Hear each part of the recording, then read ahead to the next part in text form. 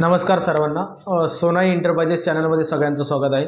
मित्रांनो, चॅनलला सबस्क्राईब केलं नसेल तर सबस्क्राईब करून घ्या, म्हणजेच जे नवीन अपडेट्स असतील ते अपडेट्स तुम्हाला टाईम टू टाईम मिळत राहतील. तर मित्रांनो, आजचा जो व्हिडिओ आहे तो आहे महाराष्ट्र राज्यामधील ज्या महिला आहेत, ज्या की त्यांना उद्योग किंवा व्यवसाय करण्याची इच्छा आहे, त्यांच्यासाठी मित्रांनो 5 ते 6 प्रकारच्या वेगवेगळ्या स्कीम्स आहेत, महाराष्ट्र शासनाच्या असू द्या किंवा केंद्र शासनाच्या. त्या स्कीमबद्दलची जी माहिती आहे, कोणत्या कोणत्या स्कीम्स आहेत किंवा तुम्ही कोणते कोणते व्यवसाय तुम्ही त्या स्कीममधून करू शकता किंवा सोपे व्यवसाय कोणते असणार आहेत महिलांसाठी, या सर्व गोष्टीची माहिती तुम्हाला या व्हिडिओमधून भेटणार आहे. तर मित्रांनो, व्हिडिओ पूर्ण पहा, म्हणजेच तुम्हाला प्रॉपर पूर्ण माहिती कळेल. तर चला पाहूया काय काय स्कीम आहेत महिलांसाठी, ज्यांना उद्योग किंवा व्यवसाय उभा करायचा आहे त्यांच्यासाठी महिला काय योजना आहेत त्या.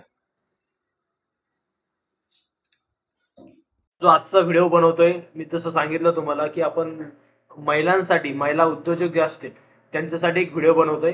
तर मित्रांनो, व्हिडिओ पाहण्या अगोदर सोनाई एंटरप्राइजेस चॅनलला सबस्क्राईब करा, म्हणजे जे नवीन अपडेट्स असतील ते अपडेट्स तुम्हाला टाइम टू टाइम मिळत राहतील. तर चला, हे बघा, आपण न्यूजपेपर, आता मी ही जी माहिती सांगणार आहे तुम्हाला, एक न्यूजपेपर आहे सकाळचा, त्यावरती आलेली जी माहिती आहे ती तुम्हाला सांगतोय. याबद्दलची डिटेल माहिती पाहिजे असेल तर तुम्ही मेसेज करू शकता. आता इथे बघा, शासकीय योजना. या शासकीय योजनामध्ये बघा, सगळ्यात महत्त्वाचं म्हणजे बचत गट. हे बचत गट सगळ्यात बेस्ट ऑप्शन असतो महिलांसाठी, ज्यामध्ये बचत गटा थ्रू आपल्याला महिलांना कर्ज वगैरे दिलं जातं. यामध्ये बघा, जर मी तुम्हाला जर दिसत असेल, आता मी जे मार्क दाखवतोय बघा, हा जो ॲरो आहे माझा, त्या ॲरोकडे लक्ष द्या. मी थोडंसं झूम करतो. ओके, हा, ॲरोकडे लक्ष असू द्या. इथे बघा, त्यांनी दिलंय की महिलांनी एकत्र येऊन जे उद्योग सुरू करू शकतात. कशामध्ये? जर आपण स्वयंसहायता गट जे आहे त्यासाठी आपल्याला वेगवेगळ्या योजना दिल्या जातात. यामध्ये योजनासाठी जे कागदपत्रे आणि संपर्क कोणाला करायचा आहे या गोष्टी सुद्धा त्यांनी दिलेल्या आहेत, पण ते आपण शेवटला बघूया. तर यामध्ये पहिली योजना आहे मित्रांनो, उद्योगिनी योजना. यामध्ये बघा, ग्रामीण आणि मागासलेल्या भागातील ज्या महिला असतात, ज्या उद्योजक असतात, महिला उद्योजक, त्यांना आर्थिक सहाय्य प्रदान केलं जातं. आर्थिक सहाय्य म्हणजे आर्थिक मदत केली जाते. या योजनेअंतर्गत महिलांना 3 लाखापर्यंतचे कर्ज जे आहे ते उपलब्ध होते आणि ज्यावरती 30% अनुदान दिले जाते. बरोबर? म्हणजे काय, जर 1 लाख कर्ज काढताय तर 30,000 पर्यंत तुम्हाला त्याचं अनुदान भेटणार आहे.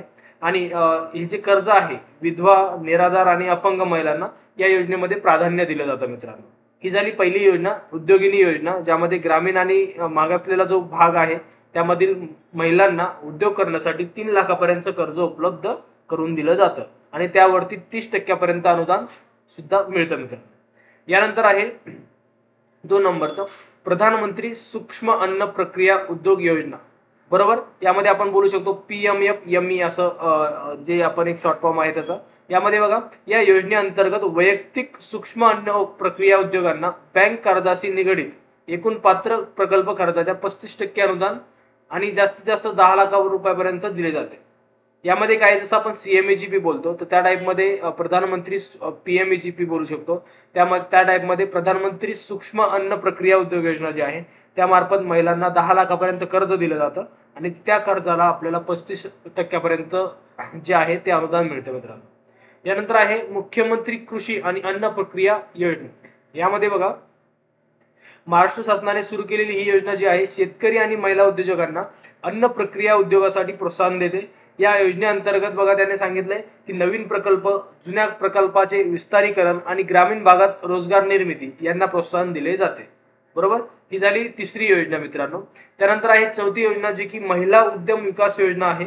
North eastern development finance corporation limited या जे ऑर्गनायझेशन आहे त्यांनी काय केलेलं आहे, ही सुरू केलेली योजना आहे. महिला उद्योजकांना आर्थिक सहाय्य म्हणजे काय, मदत केली जाते, आर्थिक मदत केली जाते.